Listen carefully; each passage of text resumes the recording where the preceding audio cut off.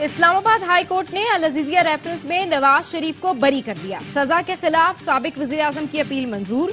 Chief justice Aamir Farooq ने remarks दिए, दस्तावेज को दुरुस्त मान लिया जाए तो साबित नहीं होता नवाज शरीफ का अल अजीजिया और हिल मेटल से कोई ताल्लुक है।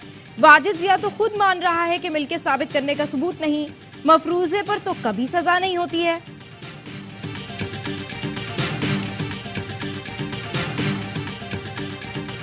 चीफ जस्टिस ने कह दिया, इलेक्शन की तारीख पत्थर पर लकीर है। मियां साहब ने इलेक्शन आगे बढ़ाने की कोशिश की तो हम जिद्दोजहद करेंगे, ऐसा सरप्राइज देंगे कि रायवेंड याद रखेगा। बिलावल भुट्टो का गुजरांवाला में वर्कर्स कन्वेंशन से खिताब, कहा मुकाबला करेंगे, किसी के सामने नहीं झुकेंगे। सुप्रीम कोर्ट में भुट्टो रेफरेंस की समाअत तारीखी मौका है। अदलिया को मौका मिला है कि अपने हाथों से ये धब्बे धोए और इंसाफ करे।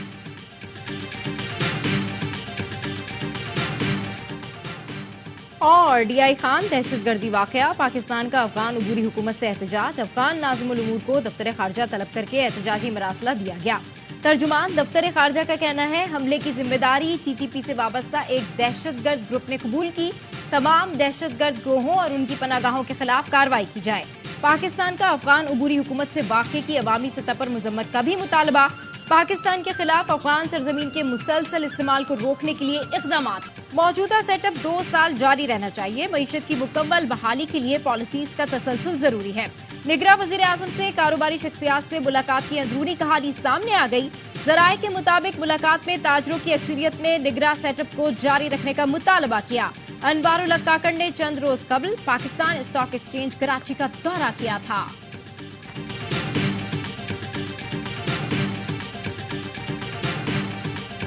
साइफर केस की अडियाला जेल में समाअत, बानी चेयरमैन पीटीआई और शाह महमूद पर फर्द जुर्म कलायद की जाएगी। जज ने रिमार्क्स दिए, आउट ऑफ द वे जाकर रिलीफ दिया। मैरिट पर जिसका जो हक बनता है दिया जाएगा।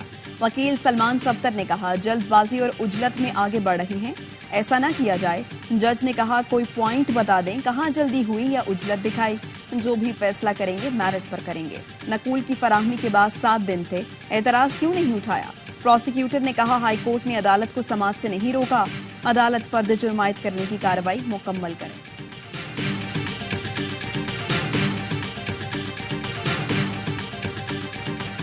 पीटीआई के इंट्रा पार्टी इलेक्शन का केस, बैरिस्टर अली जफर ने इलेक्शन कमीशन में कहा कमीशन की हिदायत पर 20 रोज में इंट्रा पार्टी इलेक्शन कराएं।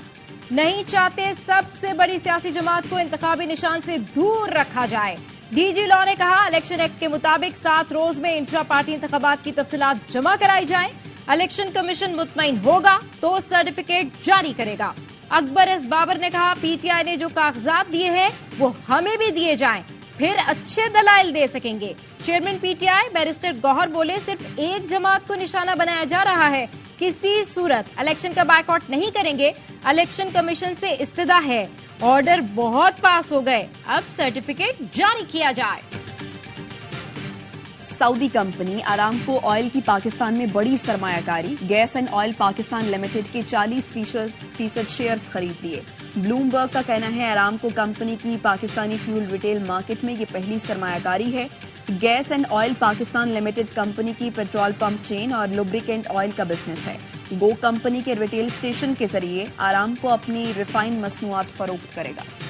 स्टेट बैंक का शरह सूद 22% पर बरकरार रखने का फैसला। स्टेट बैंक ने अगले 1.5 माह के लिए नई मॉनेटरी पॉलिसी का ऐलान कर दिया।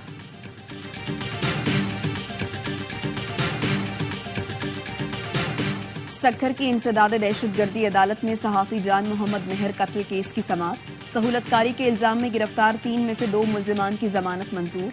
पुलिस ने तीनों अफराद को गुज़श्ता माह मरकजी मुल्जिमान को पनाह देने के इल्जाम में गिरफ्तार किया था।